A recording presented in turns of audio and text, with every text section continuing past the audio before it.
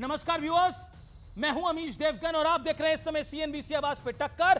तो आजादी की पूर्व संध्या की आपको शुभकामनाएं। लेकिन आजादी की पूर्व संध्या पर आज बात होगी विभाजन की और विभाजन विभीषिका की।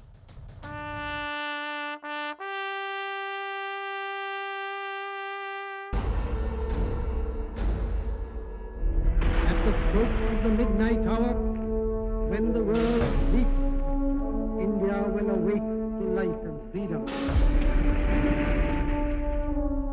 देश 79वें स्वतंत्रता दिवस की दहलीज पर खड़ा है,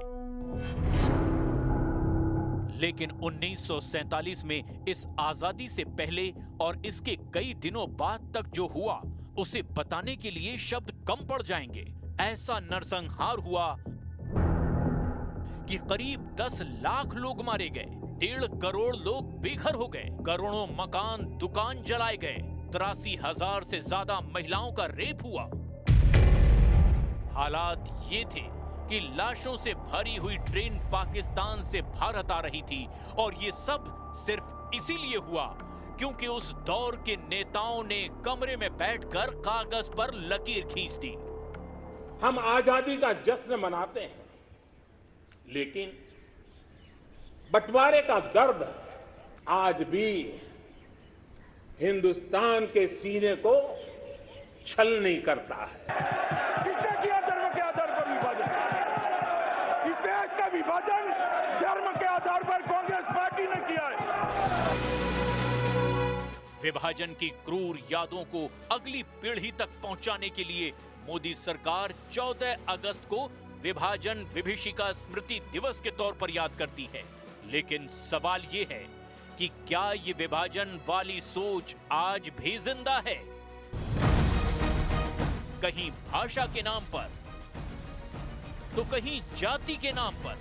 देश को बांटा जा रहा है, हिंदुस्तान के एक व्यक्ति को दूसरे व्यक्ति से लड़ाया जा रहा है कि ये देश हम सब का है, हर धर्म का है, हर जात का है, हर व्यक्ति का है।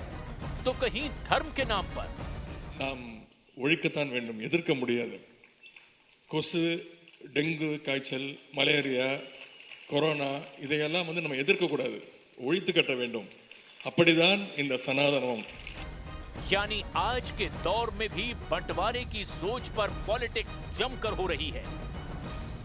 जो एक सनातन भारत था, उसी की दो भुजाओं को काट करके भारत को सदैव पीड़ित करने के लिए दुश्मन को उसके साथ उसी के हिस्से को काट करके बना दिया गया।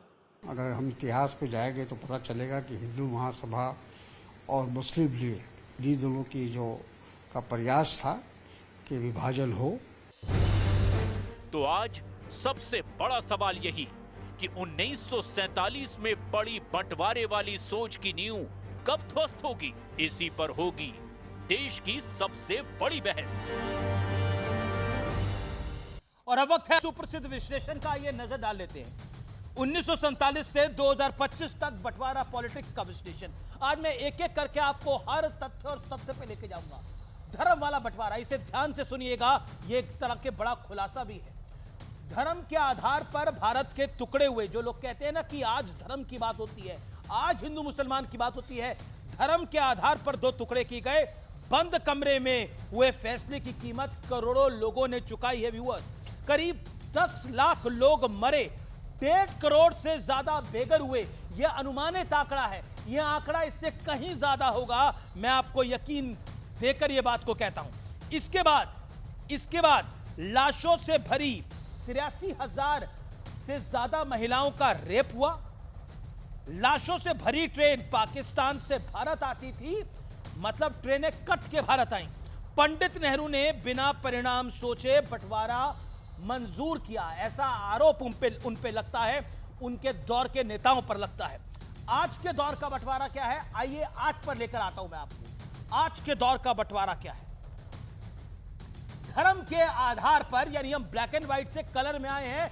आज के दौर का बंटवारा यह है कि धर्म के आधार पर सनातन को गाली दी गई, हिंदू समाज को जातियों में बांटने का प्रयास हुआ, भाषा के आधार पर गैर मराठियों को महाराष्ट्र में पीटा गया और गठबंधन बरकरार है अभी भी। सियासी लाभ वाले जाति धर्म को वोट बैंक बनाया गया। ब्रैकेट को ध्यान से देखिए, MY यानी मुस्लिम यादव, MD यानी मुस्लिम प्लस दलित, PDA पिछड़ा दलित प्लस अल्पसंख्यक, ये पूरा खेल खेला जा रहा है आज की तारीख के अंदर। लेकिन आज का बड़ा सवाल बहुत बड़ा है। आज का बड़ा प्रश्न है, क्या कुछ सियासी दल 1947 से आज तक यानी साल 2025 तक बंटवारे वाली सोच को ढो रहे हैं? आज का यह बहुत बड़ा सवाल है। Doctor Sudhanshu Trivedi, senior Bharatiya Janata Party leader, member of parliament, joins me. मेरे साथ अतुल लौंदे पाटिल साहब है, प्रवक्ता कांग्रेस पार्टी के, उनका अभिनंदन है। मेरे साथ विवेक श्रीवास्तव है, नेता लेफ्ट के। मेरे साथ इस चर्चा के अंदर संगीत रागी, प्रोफेसर संगीत रागी जुड़ेंगे, राजनीतिक विश्लेषक है, संघ के साथ जुड़े हुए हैं। मुफ्ती मंजर जियाई साहब है, जाने माने मुस्लिम स्कॉलर है, उनका भी अभिनंदन है। सबसे पहले आप सब लोगों को आजादी के जश्न की बहुत बहुत शुभकामनाएं और विभाजन विभीषिका को याद करने का भी दिन है। सुधांशु त्रिवेदी, जब आपकी सरकार आई तो नरेंद्र मोदी ने विभाजन विभीषिका को याद दिलाया, नहीं तो यह तो देश भूल ही गया था कि 15 अगस्त को तो हम मनाते हैं, लेकिन उससे पहले 14 अगस्त को क्या हुआ था? ट्रेनें कट के आई थी, लोगों को मारा गया था, औरतों के साथ रेप हुआ था। वो सब कुछ इस देश में 70 साल तक छुपाया गया। देखिए, जो कुछ हुआ उसके लिए मैं सबसे पहले याद करना चाहूंगा अटल बिहारी वाजपेयी जी की इस कविता को, जिन्होंने इसी विभाजन की विभीषिका से दुखी होकर उसी समय में लिखी थी कि 15 अगस्त का दिन कहता आज़ादी अभी अधूरी है, सपने सच होने बाकी हैं, रावी की शपथ न पूरी है। उन्होंने लिखा था, लाहौर कराची ढाका पर है बदली काली का साया, गिलगित पर और पख्तूनों पर गमगीन गुलामी का साया। और आगे उन्होंने लिखा था, जिनके लाशों पर पग धरकर आजादी भारत में आई, वो करोड़ों लोग जो बेघरबार हुए, लाखों लोग जो मारे गए, जिनके लाशों पर पग धरकर आजादी भारत में आई, वो अब तक हैं खाना बदोश, गम की काली आंधी छाई। हिंदू के नाते उनका दुख कहने में तुम्हें लाज है आती, तो सीमा के उस पार चलो सभ्यता जहां कुचली जाती। और लास्ट की जो लाइन थी वो आज याद करने की जरूरत है कि स्वतंत्रता को सार्थक करने कमर कसें, बलिदान करें, जो पाया उसमें खो न जाए, जो खोया उसका ध्यान करें। अब मैं बताना चाहता हूं आज की बात पे, भाई साहब, अभी ऑपरेशन सिंदूर से पहले पहलगाम से एक हफ्ता पहले आसिम मनवीर अपने मुंह से बोला है कि 2 नेशन थ्योरी थी और हम लोग नहीं चाहते थे, इसीलिए हमने अलग होकर बनाया। अब इसके बाद भी अगर कोई ये जस्टिफाई करने की कोशिश करे, यानी जब मुल्जिम ने इकबालिया बयान दे दिया उसके बाद भी जुर्म को किसी और पे साबित करने की कोशिश करे, तो मुझे लगता है ये उस दुखद घटना के साथ एक क्रूर मजाक है जिससे हमें बचने का प्रयास करना चाहिए। और दूसरी बात, जी अब मैं विवेक को लेकर आना चाहता हूं। विवेक, बड़ा इंटरेस्टिंग हुआ जब विभाजन विभीषिका दिवस था, उस पे केरल के मुख्यमंत्री ने, जब गवर्नर ने आदेश दिया तो बोला कि ये बनाने की आवश्यकता क्या है, और बकायदा केरल के मुख्यमंत्री पी विजयन कह रहे हैं कि राज्यपाल का विभाजन विभीषिका दिवस पर दिया गया आदेश गैर संवैधानिक और अस्वीकार्य है।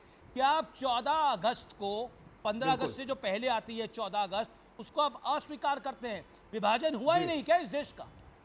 लोग मरे ही नहीं, औरतों के साथ रेप हुआ ही नहीं, कब तक छुपाएंगे, कब तक ढकेंगे सच्चाई? विभाजन जरूर हुआ, नहीं कोई नहीं ढक रहा है कुछ भी। यहाँ देश को कम्युनल और धर्म के लाइंस पे डिवाइड करने की साजिश है। कैसे? ये साजिश है कहने की कि मुसलमान वायलेंट होता है, वो मारता है, काटता है, और मुसलमानों के साथ हिंदू नहीं रह सकते। ये किसने बोला? और रहेंगे तो काटे जाएंगे। फिर नारा दिया जाता है, बटेंगे तो कटेंगे। वायलेंस दोनों तरफ हुई है, लोग दोनों तरफ मारे गए हैं, बाउंड्री के उस पार भी, बाउंड्री के इस पार भी, दोनों तरफ मारे गए हैं। अगर जिन्ना गलत थे, हिंदू महासभा भी गलत थी, हिंदूवादी संगठन भी गलत थे, वो भी गलत थे, जिन्होंने बाद में गुस्से में गांधी को भी मारा, वो भी गलत थे, गलत दोनों थे। लेकिन आप एक दिवस बना करके मैसेज देना चाहते हैं मेजॉरिटी कम्युनिटी को, देखो साहब वहां पे क्या हुआ था तुम्हारे साथ, यहां भी वही होगा। आबादी बढ़ रही है, डेमोग्राफी चेंज हो रही है, यूनाइट हो जाओ, भाजपा के साथ आ जाओ। ये चलने वाला नहीं है। विवेक जी पूरी माजरत के साथ विवेक और उसके गवर्नर खत्म करें। विवेक सही कहा पिनराई विजयन ने, stop dividing the country on communal grounds. Vivek ji एक सेकंड, मैं अपनी बात को बोलना चाहता हूं। आप कह रहे हिंदू महासभा विभाजन के लिए जिम्मेदार था, पंडित नेहरू क्या हिंदू महासभा की एडवाइस से चल रहे थे? हिंदू महासभा ने कागजों पे साइन किया था। बिल्कुल नहीं सर। मतलब जब आप लोग ये जो आप जब देश ये के जो अंदर- लेफ्ट का हाँ। नैरेटिव है, ये जो लेफ्ट जी। का इतिहास है, इसको कब जी। तक ढोएंगे? उस इतिहास में भी नहीं लिखा हुआ। मैं कह रहा हूं लेफ्टिस्ट के इतिहास में भी, कब तक आपको RSS लेफ्टिस्ट के इतिहास में भी नहीं लिखा हुआ कब कि तक हिंदू RSS का महासभा ने फर्जी पार्टीशन इतिहास पे साइन हम किया। पढ़ाएंगे? पंडित नेहरू ने पार्टीशन को बिल्कुल एक्सेप्ट नहीं। किया था। मैंने ये नहीं कांग्रेस ने कहा। मैंने नहीं कहा। पार्टीशन को बिल्कुल। एक्सेप्ट किया था। लेकिन वो क्या प्रेशर थे वो, हाँ सुन लीजिए, सुनिए। नहीं, मैं प्रेशर क्या की बात social नहीं कर रहा, pressure आपने थे? एक फैक्ट गलत पूरे बोला बड़ा। देश के अंदर, पूरे देश के अंदर सुन लीजिए, मैं कोई मुसलमानों को क्लीन चिट नहीं दे रहा हूं। गलत एलिमेंट्स दोनों तरफ हैं। मैं जिन्ना को जस्टिफाई नहीं कर रहा, लेकिन हिंदू कम्युनिटी के अंदर भी ऐसे एलिमेंट्स थे जो साथ रह करके इकट्ठे नहीं थे। कम्युनल डिस्टर्बेंसेस हमारे हिंदुओं की तरफ से भी पूरे देश में हो रही थी। गांधी प्रेशर में आए। गांधी ने तो यहां तक कह दिया कि मैं जाऊंगा पाकिस्तान पार्टीशन के बाद, और फ्लाइट पकड़ने वाले थे जब असैसिनेट हुए, और कहा you कि मैं made your जाकर के point, you prove made your करूंगा point. कि हिंदू और You मुसलमान made your साथ point, रह okay, सकते हैं। okay, you made your point. Okay, मैं रुक करता हूं सुधांशु त्रिवेदी का। सुधांशु त्रिवेदी, देखिए, अभी विवेक श्रीवास्तव ने एक बात बोल तो गए आए बाएं साए में। अब मैं इसका फैक्चुअल रेफरेंस देता हूं। इन्होंने कहा हिंदू मुसलमान साथ में नहीं रह सकते, तो अब मैं एक सेंटेंस कोट कर रहा हूं। हिंदू और मुसलमान दो कौमें हैं जो साथ नहीं रह सकते। जब अंग्रेज इस देश को छोड़ेंगे तो हम हिंदुओं की रियाया नहीं बन सकते, और इसको तय करने के लिए हमें अपनी पुरानी कलम यानी शमशीर की ताकत को इस्तेमाल करने की इजाजत होनी चाहिए, वरना हमारे पठान सरहदों से पार करके आएंगे और पाकिस्तान से बंगाल तक खून की नदियां बहा देंगे। विवेक श्रीवास्तव जी, किसने बोला है पता है, और कब बोला है?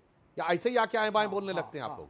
16 मार्च 1888 को सर सैयद अहमद खान ने पूरी बात मैं लखनऊ बताता में हूं ना, बोला। आधी मत again I am quoting the reference. आधी मत बताइए, मत बोलिए, मैं बताऊंगा। मत बोलिए, शांति से डिबेट होने दीजिए, फैक्चुअल बात होने दीजिए, अभी पूरी बात होने दीजिए। सारा आपका दूध का दूध पानी का पानी हो जाएगा। फ्रंटियर गांधी ने जो बोला वो भी बोल दीजिए। 1888 सर सैयद खान ने वो भी बोलिए ना। एक वो भी सेकंड विवेक, मखदूम थे। अपनी टर्न पे मुझे फिर कांग्रेस के प्रवक्ता के पास भी जाना। मेरा निवेदन स्वीकार करिए।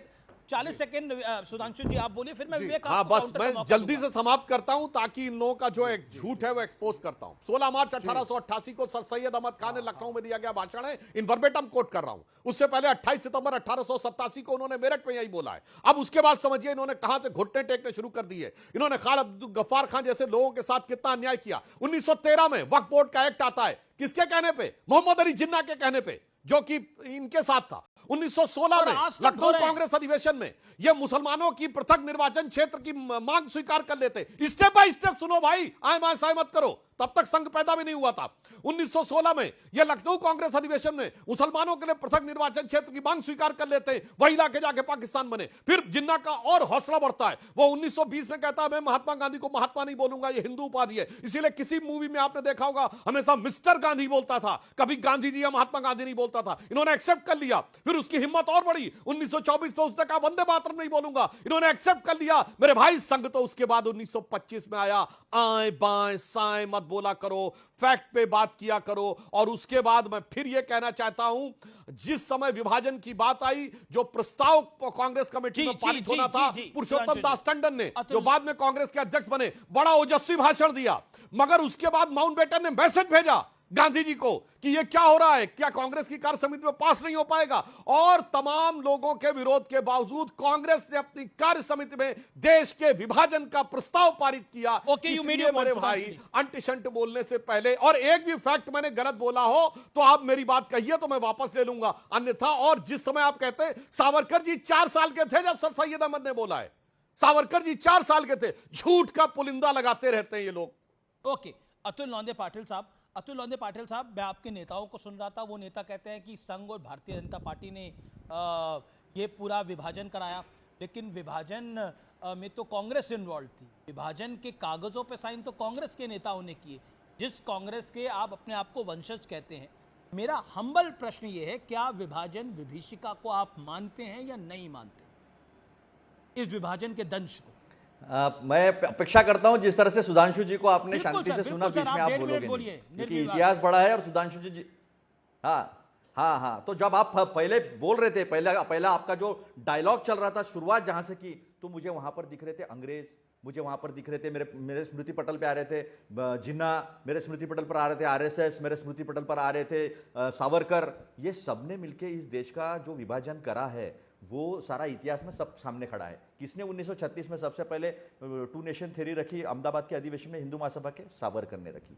श्यामा प्रसाद मुखर्जी ने 1942 के आंदोलन को गुंडों का आंदोलन कहा था और ब्रिटिशों से, ब्रिटिश गवर्नर से मांगी थी, जरूर परमिशन मांगी थी कि इसको हम तोड़कर निकालेंगे। मुस्लिम लीग के साथ बैठने वाले हिंदू महासभा श्यामा प्रसाद मुखर्जी थे। 3 प्रांतों में इन्होंने सरकार बनाई थी, जबकि कांग्रेस इसके खिलाफ था, क्योंकि धर्म के नाम पर कोई राजनीति हो कांग्रेस कभी मानता नहीं था। 3 प्रांत, बंगाल था, सिंध था, पंजाब था, तीनों जगह इन्होंने सरकारें बनाई थी। इन्होंने जब से 1916 की बात की, 1909 में सबसे पहले मुरली मिंटो एक्ट जब आया था, तो 1906 में सुलीवन उनके सेक्रेटरी ने सर अहमद खान को बुलाया था और मुस्लिम लीग के लिए हम कुछ कंसेशंस ला रहे हैं तो आप स्थापना कीजिए। मुस्लिम लीग की स्थापना 1906 में हुई थी और 1909 में मुरली मिंटो पैक्ट आया। पहली बार, सुनिए, बीच में बोलिए मत अभी, क्योंकि ये इतिहास मुझे 1.5-2 मिनट में रखने दीजिए। वहां पर पहली बार जो है राजनीतिक आरक्षण जो है वो मुसलमानों को मिला। 1916 में लोकमान्य तिलक, जिन्ना और एनी बेजेंट, इन तीनों ने मिलकर जो काम किया था, जो दिया था, उसे महात्मा गांधी जी ने निकाल दिया। पृथक जो आरक्षण है वो कभी भी कांग्रेस ने मान्य नहीं किया, कभी नहीं किया।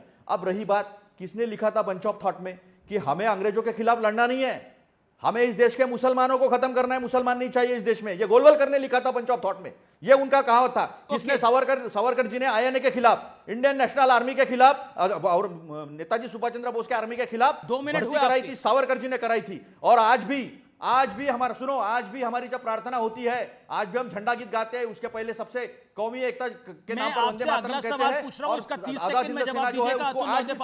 आपने बोला था मुझे निर्विवाद बोलने का मौका मिले, मैंने 2 मिनट 30 सेकंड आपको दिए, मैं आपको और 30 सेकंड दे रहा हूं। मेरा प्रश्न यह है, क्या आप मानते हैं कि विभाजन के लिए बीजेपी और आरएसएस जिम्मेदार है? ये जिम्मेदारी से आप ये बात बोल रहे हैं? क्या बीजेपी और आरएसएस विभाजन के लिए, पार्टीशन के लिए जिम्मेदार है? मैं तो सबूतों के साथ रखा ना, जिस पेन से शाइन हुई थी ना, उसमें स्याही जो थी ना, वो हिंदू मुसलमान की नफरत की, खून की स्याही इन लोगों ने भरी थी, और इसीलिए इस देश का विभाजन हुआ। और जिस गांधी ने कहा था कि इस देश का विभाजन मेरे लाश पर होगा, उसको 3 गोली मारी, और जिस जिन्ना के वजह से और जिस ब्रिटिश लोगों की वजह से विभाजन हुआ, उसको कंकड़ तक फेंक के नहीं मारा इन लोगों ने। ये वोट लगाते थे। के प्रमुख mister Londhe Patil, you got your time sir. Now Sudhanshu ये लगाते थे। Okay, 50 second Sudhanshu Trivedi, make your point. Okay, time limit का प्लीज ख्याल रखिए। मैं दोनों मेहमानों से अपने बोल रहा हूं। सुधांशु जी, झूठ नहीं, मैं कह रहा हूं, देखिए, इनको सरासर झूठ नहीं बोलना चाहिए। अतुल पाटिल साहब, आपने कहा गांधी जी ने कभी स्वीकार ही नहीं किया सेपरेट इलेक्टोरेट। क्या बात करते हैं? 37 में उसी सेपरेट इलेक्टोरेट के तहत इलेक्शन हुए। और मैं दर्शकों को बताना चाहता हूं, मोहम्मद अली जिन्ना 1946 की कॉन्स्टिट्यूएंट असेंबली में, अरे गांधी ने एक्सेप्ट किया। यार क्या बात करते हो? तो झूठ बोलना शुरू कर दिया, कभी एक्सेप्ट नहीं किया। और मैं फैक्ट के साथ बोल रहा हूं, 1946 की कॉन्स्टिट्यूएंट असेंबली में मोहम्मद अली जिन्ना, अरे क्या झूठ बोल रहे हैं भाई? मैं कोट कर रहा हूं पूरी बात, आपके में नहीं बोला था। शांति से बैठिए। झूठ बोलने के बाद चीखने की कोशिश मत करिए। वो तो गांधी वन मैन, अब मैं बोल रहा हूं, दर्शक तय करेंगे कौन बोल रहा है। हिंदू मुस्लिम दंगा करने वाले, और आप बोलिए सुधांशु जी, देखिए मैंने फिर बोला है, ये बहुत बड़ी चर्चा है, हिस्टोरिकल डिबेट है, this should go down well. Sudhanshu Trivedi ji, आपका टाइम है, मेक योर पॉइंट। 50 सेकंड। 1888 से मैंने कोट किया और ये 1916। मैं बता रहा हूं, मोहम्मद अली जिन्ना 1946 की कॉन्स्टिट्यूएंट असेंबली में कहां से चुन के गए?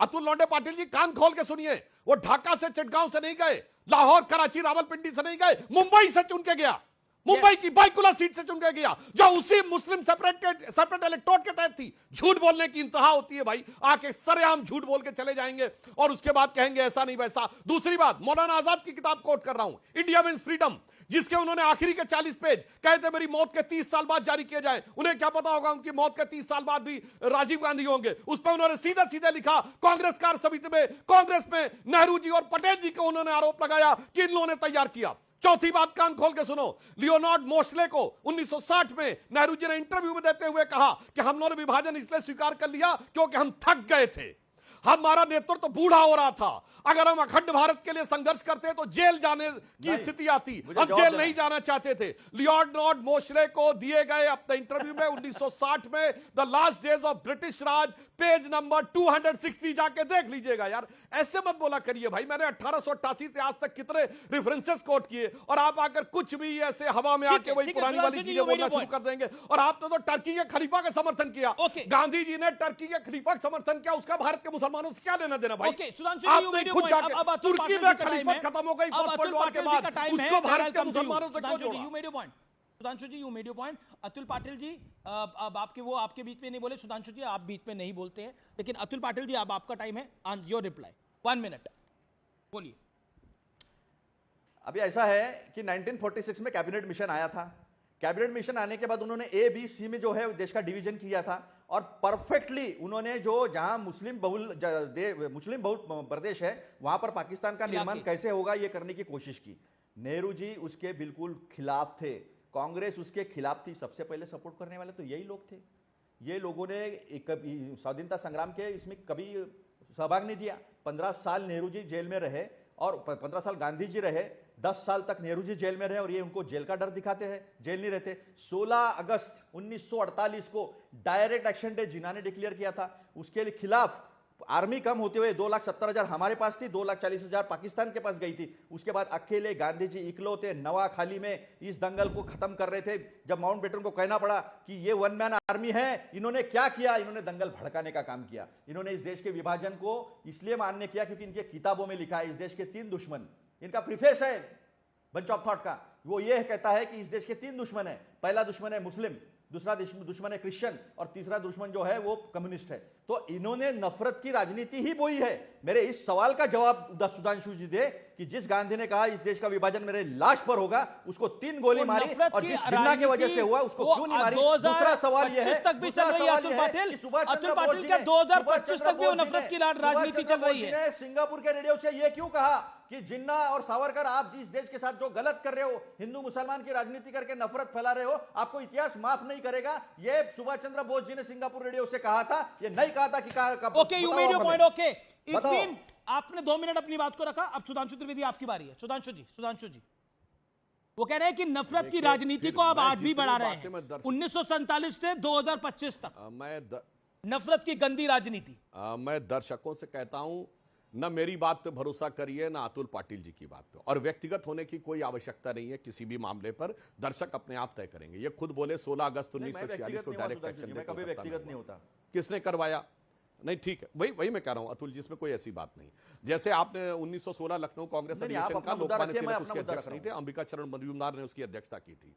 हाँ, 1916 लखनऊ कांग्रेस अधिवेशन जिसमें सेपरेट इलेक्टेड की मांग पारित हुई, उसकी अध्यक्षता अंबिका चरण मजूमदार जी ने की थी, सरदार ये तिलक ने नहीं की थी। तिलक का वो अंतिम कांग्रेस अधिवेशन था। अब मैं बताना चाहता हूं 16 अगस्त 1946, अब सुनिएगा गौर से, रमजान के महीना था और 17वां रोजा। जिन्ना एनी बेसेंट और लोकमान्य तिलक की साइन है उसके ऊपर। अब फिर भी मैं दिखा दूं ओरिजिनल कॉपी? नहीं, एक मैं तो कह रहा हूं उनका सुधांशु त्रिवेदी आज के परिप्रेक्ष्य में भी आइएगा। फिर आप देखिए, अभी आपने 47 से 2025 आ गए आप साहब। अब मैं पूरी बात कर रहा हूं, अब सुनिए। तो मैंने तो 1888 से 2025 बता दिया भाई। पाकिस्तान ऑफिशियली कहता है कि पाकिस्तान बनाने की नींव सर सैयद अहमद ने रखी और कायदे आजम ने उसके आधार के ऊपर बनाया। पाकिस्तान तो कहता 712 में बना, और ये कहते हैं 1936 में। मतलब अजब बात है भाई। पाकिस्तान अपनी ऑफिशियल हिस्ट्री में लिखता है कि मोहम्मद बिन कासिम के अटैक के साथ 712 में पाकिस्तान की नींव पड़ी, और ये आके अपना कुछ भी बोलना शुरू कर देते हैं। गौरी गजनी बाबर अपनी मिसाइलों के नाम रखता है और ये कहते हैं कि साहब हिंदू महासभा ने कराया। अब मैं बताना चाहता हूं 16 अगस्त 1946 जो डायरेक्ट एक्शन डे हुआ, उस समय बंगाल का चीफ मिनिस्टर कौन था? जिसके साए हुकूमत में कत्लेआम हुआ, शाहिद हुसैन सोहरावर्दी।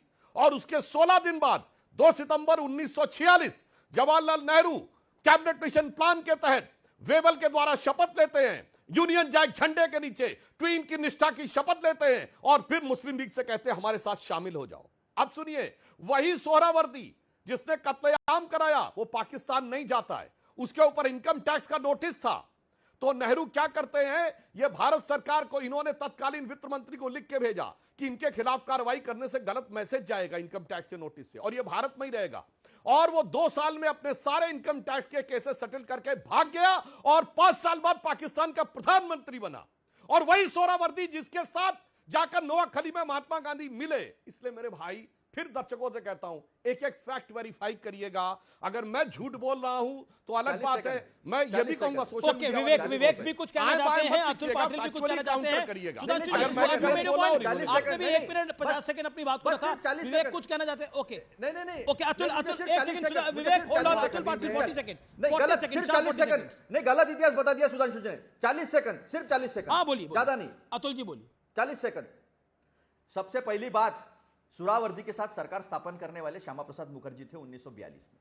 1940 में अलग पाकिस्तान का लीग ने अधिवेशन पारित किया था, उन्होंने रिजोल्यूशन किया था, नहीं ऐसा नहीं 14 मांगे रखी थी, उसके बावजूद ये बैठे थे।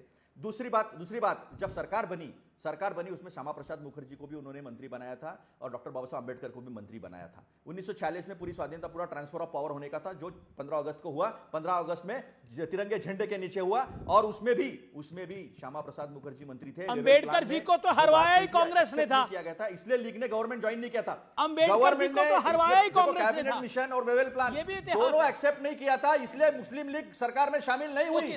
मुस्लिम लीग सरकार शामिल में नहीं हुई थी क्योंकि हमने पार्टीशन एक्सेप्ट नहीं किया था। मुझे ऑडियो डाउन करना पड़ेंगे। सुधांशु जी होल्ड ऑन। प्रोफेसर संगीत रागी, आप 1947 के दौर से 2025 तक नफरत फैलाई जा रही है और सब कुछ आरएसएस और बीजेपी कर रही है। देखिए अमीश, इस देश का विभाजन के पीछे जो सबसे बड़ा आज के परिप्रेक्ष्य में बोलिएगा इस्लामिक सेपरेटिज्म। मैं आज के ही परिप्रेक्ष्य में बोलूंगा।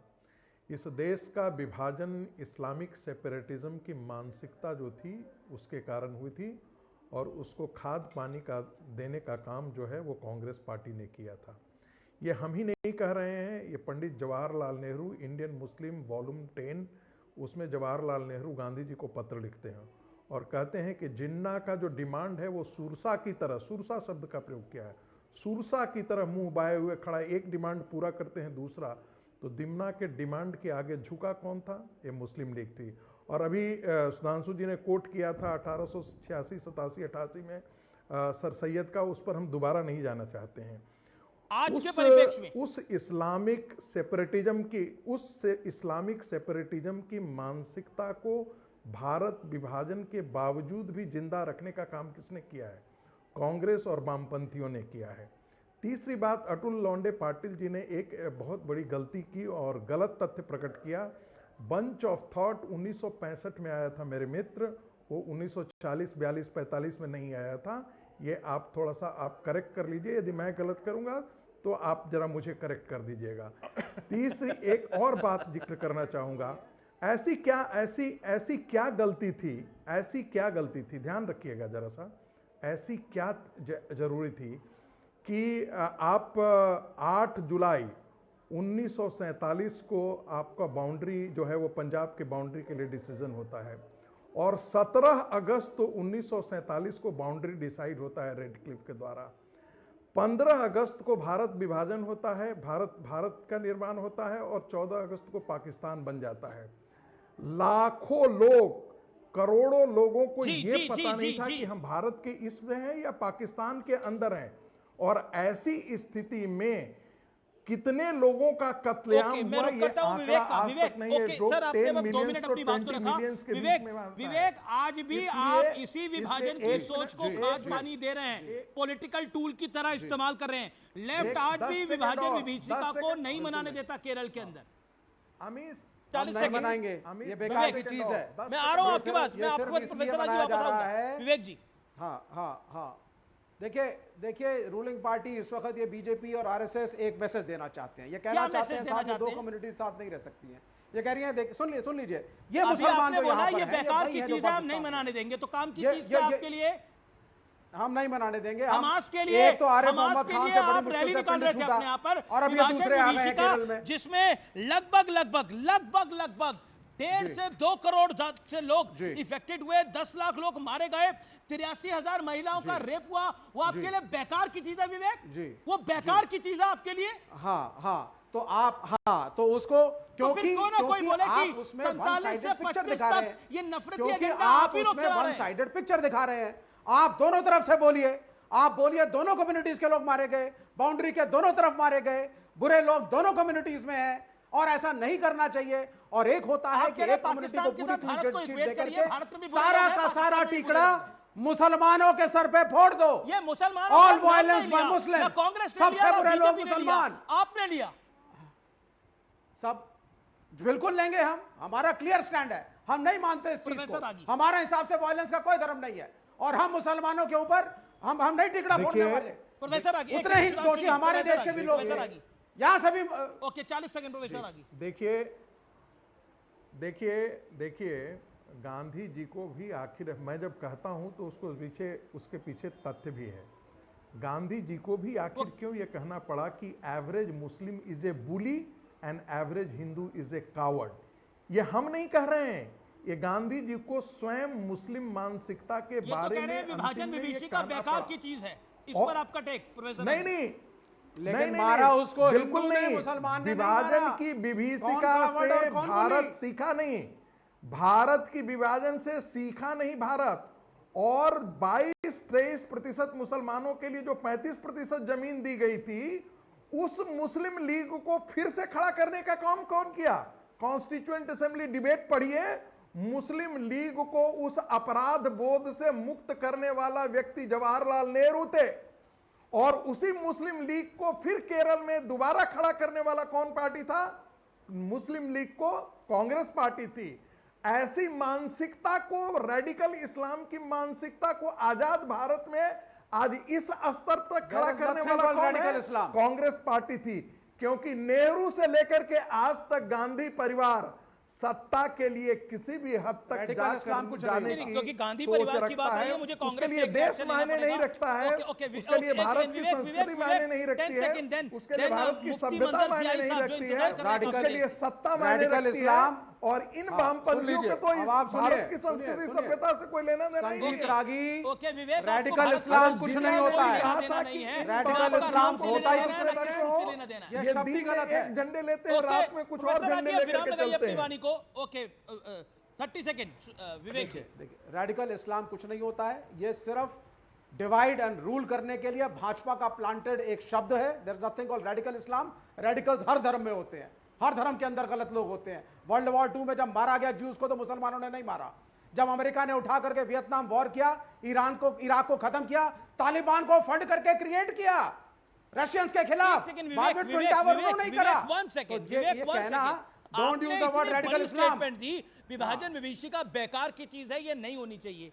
आप बताइए, हमास के आतंकियों के लिए, एक सेकेंड, हमास के आतंकियों के लिए आप एक रैली निकाल रहे थे, पाकिस्तान को पानी देने के लिए आप कलकत्ता में रैली निकाल रहे थे, और आप विभाजन विभीषिका को बेकार की चीज कह रहे हैं। आपके सीएम भी मना कर रहे हैं, पिनराई विजयन।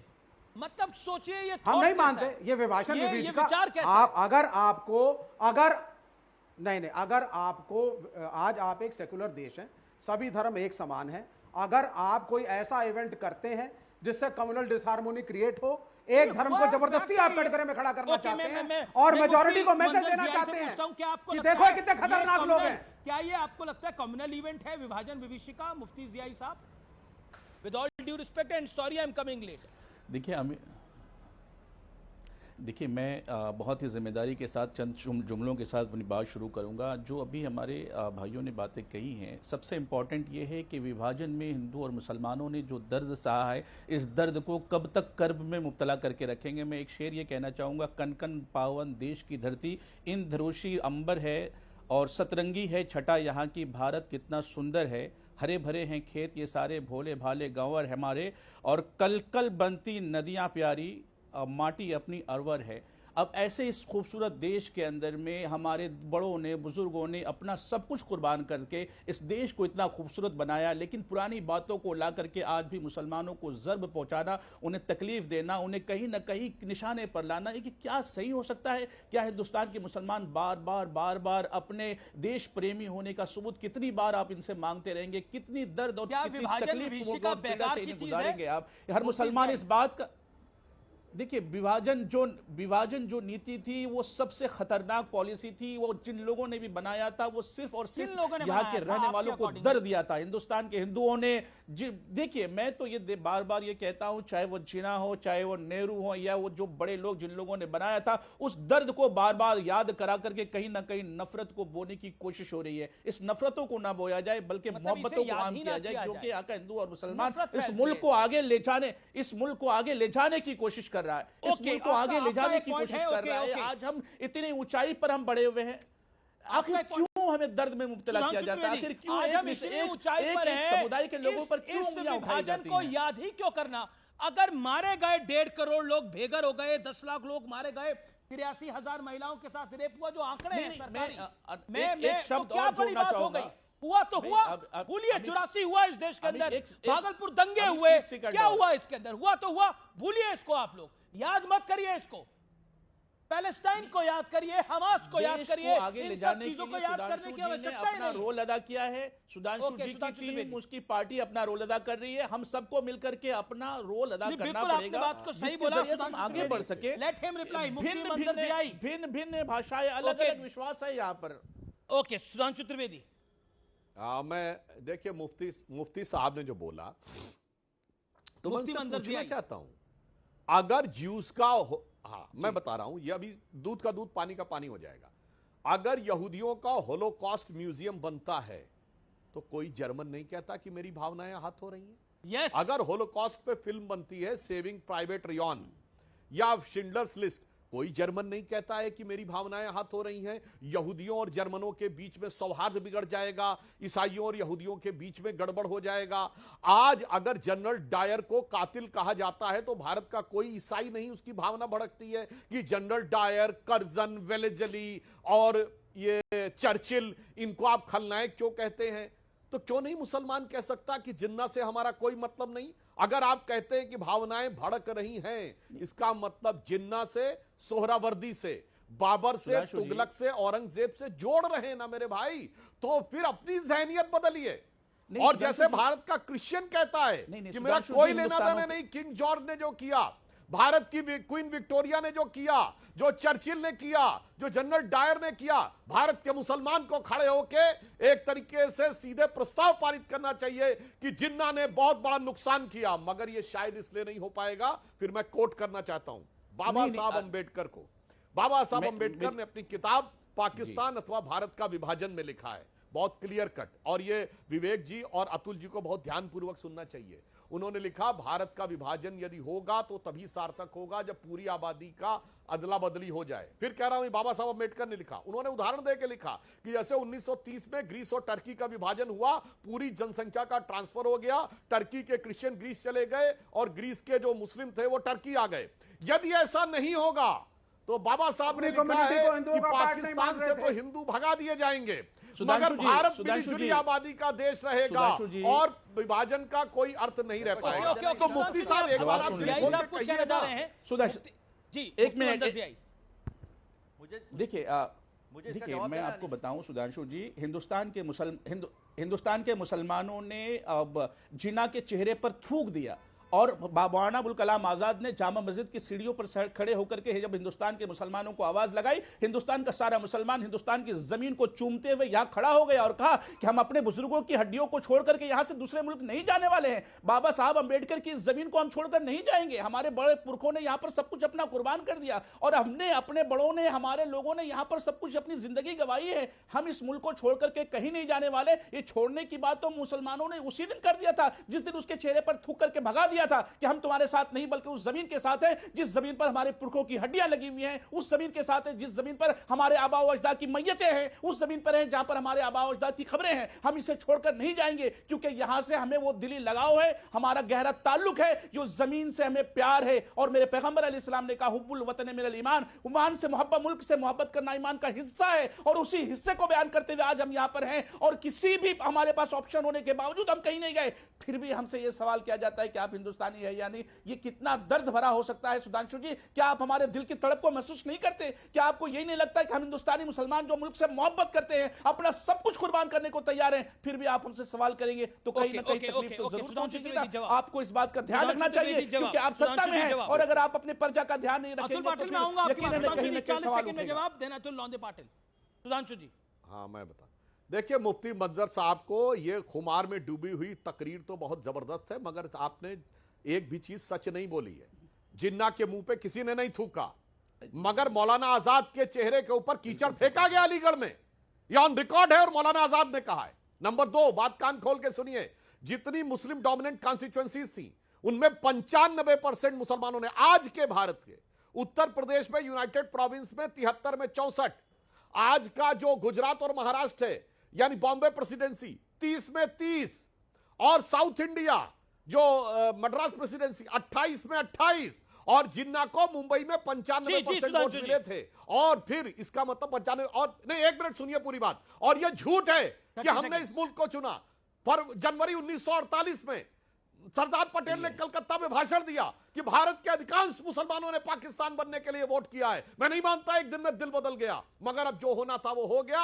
अब ये मत कहो मुझे अलग पहचान चाहिए, ये मत कहो कि मुझे अलग कानून चाहिए, अब ये बताओ कि देश के लिए क्या कर सकते हो। मगर मुफ्ती साहब, जब औरंगजेब के नाम की हम रोड बदलते हैं और मुस्लिम सांसद विधायक आके छाती पीटते हैं, तब आप उनको क्यों नहीं रोकते हैं? बाबरी ढांचे के लिए जाके कोर्ट कचहरी से लेके और सड़कों तक पे तब क्यों नहीं रोकते? इसीलिए आपकी तकरीर में तथ्य नहीं है, केवल हवाबाजी अधिक नजर आ रही है। मुफ्ती साहब, विभाजन विभीषिका का दिन क्यों नहीं मनाया जा सकता? क्यों नहीं मनाया जा सकता? क्यों नहीं इसको याद करना चाहिए? इतनी बड़ी पीड़ा का दिन है, ट्रेनें कट के आई थी, क्यों नहीं इस पीड़ा को याद करना चाहिए?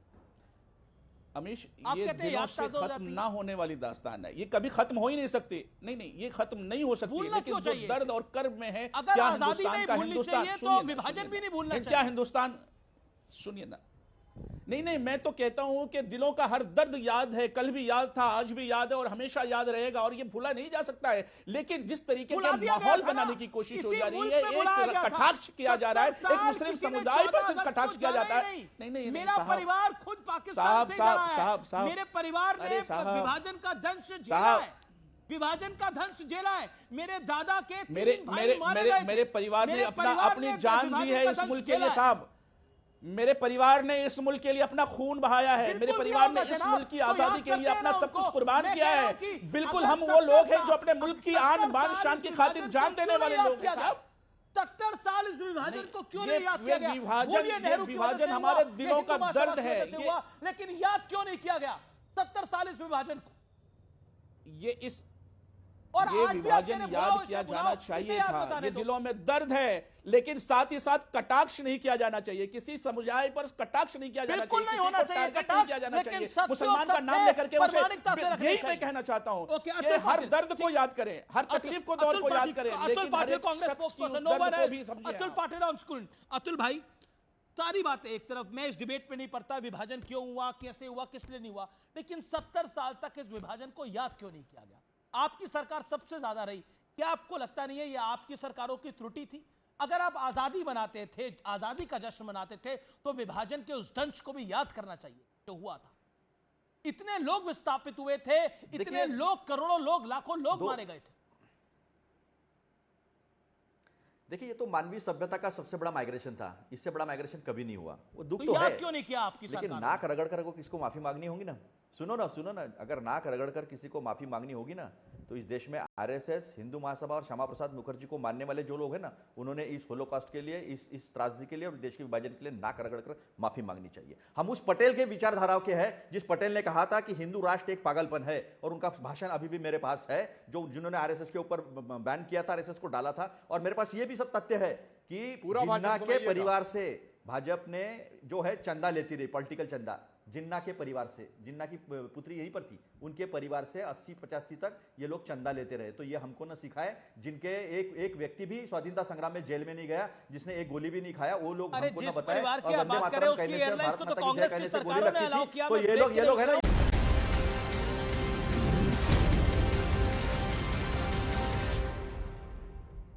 एक बार फिर स्वागत है आपका सीएनबीसी आवाज के टक्कर के आज के एडिशन में। व्यूअर्स, बड़ी खबर इस समय आ रही है। विभाजन विभीषिका पर सीएम योगी आदित्यनाथ का बड़ा बयान अब से कुछ मिनट पहले का। तुष्टीकरण के चलते देश का बंटवारा किया गया, कांग्रेस ने बंटवारा करवाया, सनातन भारत के टुकड़े कर दिए गए। योगी आदित्यनाथ बोले हैं अब से कुछ देर पहले, देश की भुजाओं को काट दिया गया और उसी विभाजन को याद नहीं किया गया। सुधांशु त्रिवेदी ब्रेक से पहले अतुल लौंदे पाटिल बोले, लेकिन अभी योगी आदित्यनाथ ने एक बड़ी स्टेटमेंट दी है कि तुष्टीकरण के लिए विभाजन हुआ और कोई कारण नहीं था, इसलिए विभाजन को गुमनाम कर दिया गया। क्रमवार तुष्टीकरण, 40 सेकंड मैंने क्रमवार तुष्टीकरण वाली बात कही थी, और यह बात मैं नहीं कह रहा हूं, यह बात तो बाबा साहब अंबेडकर ने भी लिखी थी और बहुत सारे कांग्रेस के नेताओं के खुद के किताबों में, और मैंने अभी तक इससे पूर्व जितना भी बोला है वो सारे किताबें कोट करके बोला है, कोई भी ऐसी बात हवा में नहीं बोली। और मैं सिर्फ लास्ट में यह कहना चाहूंगा कि हमारे जो मित्र कहने का प्रयास कर रहे हैं, एक बात के लिए आश्वस्त रहिए, जो ये अगर आरएसएस बीजेपी जितनी ताकतवर आज है ना, इसकी आधी भी ताकतवर होती तो हम दावे के साथ कह सकते इस देश का विभाजन नहीं हो सकता था। ये बड़ी बात कहने का प्रयास करते, जो आप ताकत बताते हैं उसकी 1/4 भी होती, ठीक है, तो नहीं हो सकता था। मोदी जैसा लीडर होता तो विभाजन नहीं हो सकता। ओके, जवाब। ओके, मोदी जैसा लीडर होता तो विभाजन नहीं होता। देखिए, और पीओके और अक्साई चिन्ह भी तो पंडित नेहरू ने दिया आगे आकर। देखिए अमित जी, मोदी जी जैसा लीडर होता ना तो ये देश आजादी नहीं होता। ये मेरा स्टेटमेंट है और इतिहास के पन्ने पलट के देखो, सही निकलेगा। हिमा कुरैशी जी, इनको आतंकियों की बहन कहने वाला व्यक्ति कहाँ है, क्या कर रहा है? सुप्रीम कोर्ट एक्शन ले रहा है, इन्होंने क्यों एक्शन नहीं लिया? बटेंगे तो कटेंगे, ये योगी कहते हैं। हिंदू मुसलमान के सिवा कोई राजनीति नहीं आते। वैसे वो बहुत पढ़े लिखे हैं, वो पीएचडी है, वो अलग तरह टाइप से बहुत पढ़े लिखे, उनको ज्यादा इतिहास मालूम है, उनको ज्यादा जानकारी है। एक स्टेटमेंट देके निकल जाते हैं वो संवैधानिक पद पर बैठकर। जी। चलिए, समय इतनी इजाजत देता है, लेकिन अब वक्त है आज के विचार का। उसे गुमा है, भारत की उड़ान कम है, हमें यकीन है ये आसमान हमारे लिए कम है। आजादी के इस पावन पर्व की आपको बहुत बहुत शुभकामनाएं। तो फिलहाल सीएनबीसी आवाज के टक्कर के एडिशन में आज के लिए इतना ही। आपको मेरा नमस्कार, जय हिंद, वंदे मातरम।